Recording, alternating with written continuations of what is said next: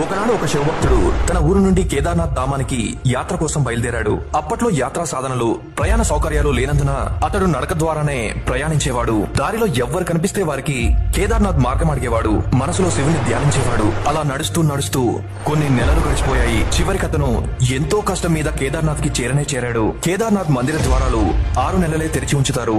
మిగిలిన 6 నెలలు మూసేస్తారు. అతడు మందిర ద్వారం మూసే సమయానికి అక్కడికి చేరుకున్నాడు. నేనెంతో దూరం నుండి పాదయాత్ర చేస్తూ వచ్చాను. కృప ఉంచి తలుపులు తెరవండి, ఆ ఈశ్వరుణ్ణి దర్శించనివ్వండి అని అక్కడున్న పూజారిని అడిగాడు. కానీ అక్కడ నియమం ఏంటంటే ఒక్కసారి తలుపులు మూస్తే ఇక మూసేసినట్లే. నియమమే మరి. అతడు ఎంతో బాధపడ్డాడు. మాటి మాటికి శివుణ్ణి స్మరించాడు.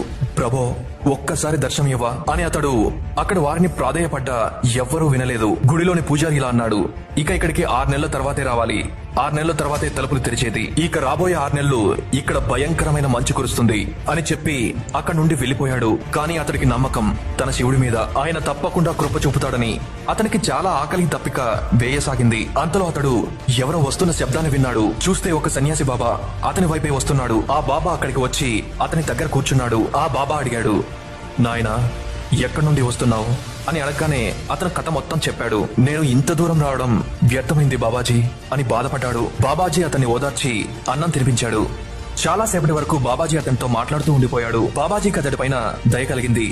నాయనా, రేపు ఉదయం మందిరం తప్పకుండా తెరుస్తారని అనిపిస్తుంది అని బాబాజీ అన్నారు. మాటల్లో పడే ఆ భక్తుడికి ఎప్పుడు కన్ను అంటిందో తెలియలేదు. సూర్యుడు కొద్దిగా ప్రకాశించే వేళకు భక్తుని కళ్ళు తెరుచుకున్నాయి. అతను బాబాజీ కోసం అటు ఇటు చూశాడు. కానీ చుట్టుపక్కల ఆయన కనిపించలేదు. పూజారి అతడు అంతా పరిశీలిస్తూ చూస్తూ గుర్తుపట్టడానికి ప్రయత్నిస్తూ అడిగాడు, నువ్వు మందిర ద్వారం మూసే వేళకు వచ్చిన వాడివే కదా, నన్ను కలిసావు కదా, 6 నెలలయ్యాక తిరిగి మళ్ళీ వచ్చావా? అప్పుడు ఆ భక్తుడు ఆశ్చర్యంగా, లేదు, నేనెక్కడికి పోలేదు. అదేంటి, నిన్ననే కదా మిమ్మల్ని కలిసింది, రాత్రి నేను ఇక్కడే పడుకున్నాను, నేనేటూ కదలేదు అనగానే పూజారి ఆశ్చర్యానికి అంతే లేదు. కానీ 6 నెలల ముందు నేను మందిరం మూసి వెళ్ళాక ఇదే రావడం, నువ్వు 6 నెలల పాటు ఇక్కడే ఉండి ఎలా జీవించగలిగావు అని పూజారి అతని బృందం విపరీతంగా ఆశ్చర్యపోయారు. ఇంత చలిలో ఒక వ్యక్తి 6 నెలల పాటు ఎలా ఉండగలిగాడు? అప్పుడు ఆ భక్తుడు అతని దగ్గరికి ఒక సన్యాసి బాబా రావడం, కలవడం, ఆయనతో గడిపిన సమయం, మిగిలిన విషయాలన్నీ వివరించాడు.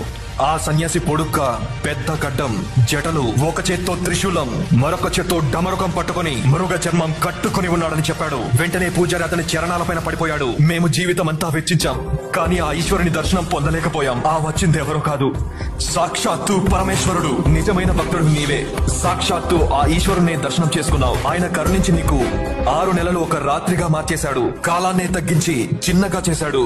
ఇదంతా నీ పవిత్రమైన మనసు, శ్రద్ధ, విశ్వాసాల కారణంగానే ఇంతటి గొప్ప అదృష్టాన్ని పొందగలిగావు.